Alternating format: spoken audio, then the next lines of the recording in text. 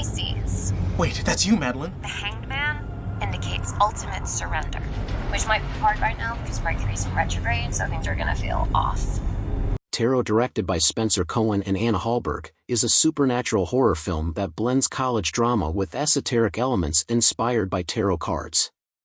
Adapted from Nicholas Adams' 1992 novel Horoscope, the movie attempts to combine the mystique of tarot with a slasher horror vibe.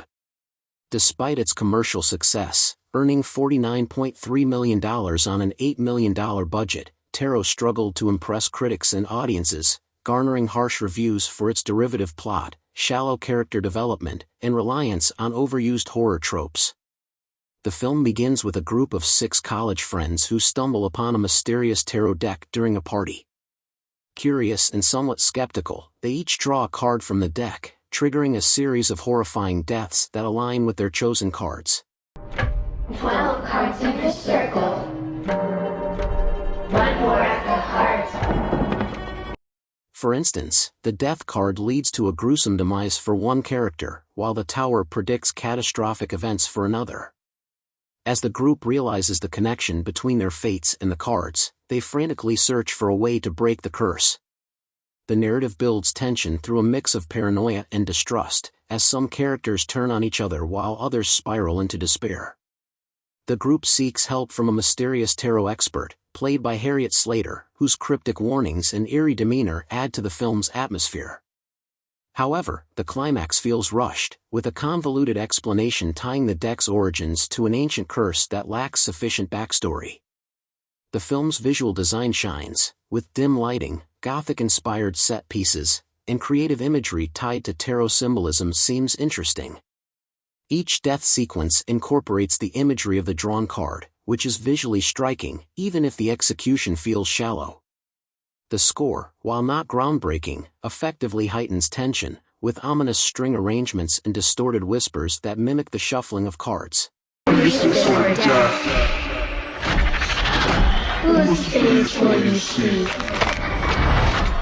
Thanks to its intriguing concept and a trailer that promised high-stakes supernatural horror, Tarot managed to attract a sizable audience, particularly younger viewers curious about astrology and mysticism. Critics lambasted Tarot for its lack of originality. The storyline borrows heavily from Final Destination and The Ring, with characters falling victim to predictable fates after ignoring clear warnings. The film's protagonists are poorly developed, adhering to archetypes like the jock, the skeptic, and the shy one, leaving audiences detached from their fates.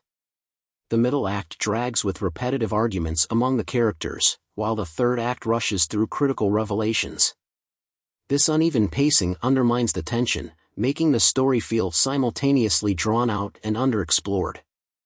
Rather than building a genuinely eerie atmosphere, the movie relies on cheap jump scares and loud sound cues that quickly grow tiresome.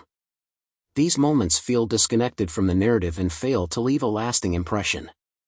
Tarot enthusiasts criticized the film for perpetuating inaccuracies about tarot practices. For instance, the film confuses tarot reading with astrology, implying that zodiac signs influence tarot cards. The notion that touching someone else's deck can curse it is a fictional invention with no basis in real tarot traditions.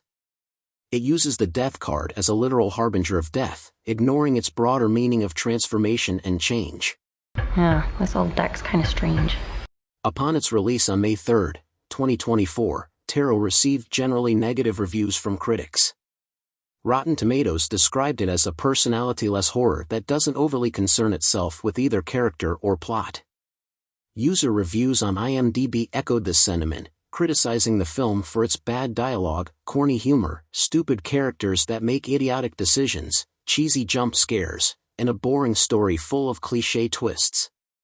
Additionally, Joe Blow referred to Tarot as an unbelievably bad film.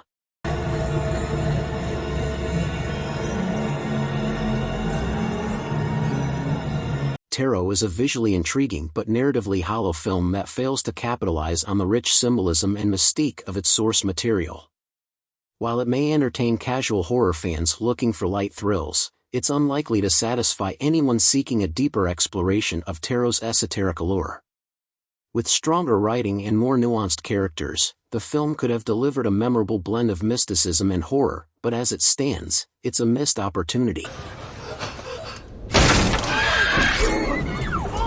Thanks for joining me on this dive into tarot. While the movie might have missed the mark for many, it definitely gave us some interesting things to talk about, whether it's the misuse of tarot lore or the creative death sequences. What did you think of the movie? Did it deal you a winning hand, or was it just another card in the pile of forgettable horror flicks? Let me know in the comments below. And if you enjoyed this review, or want more deep dives into the world of film, TV, and all things spooky, don't forget to hit that like button, subscribe for more content, and ring the bell. Thanks for watching.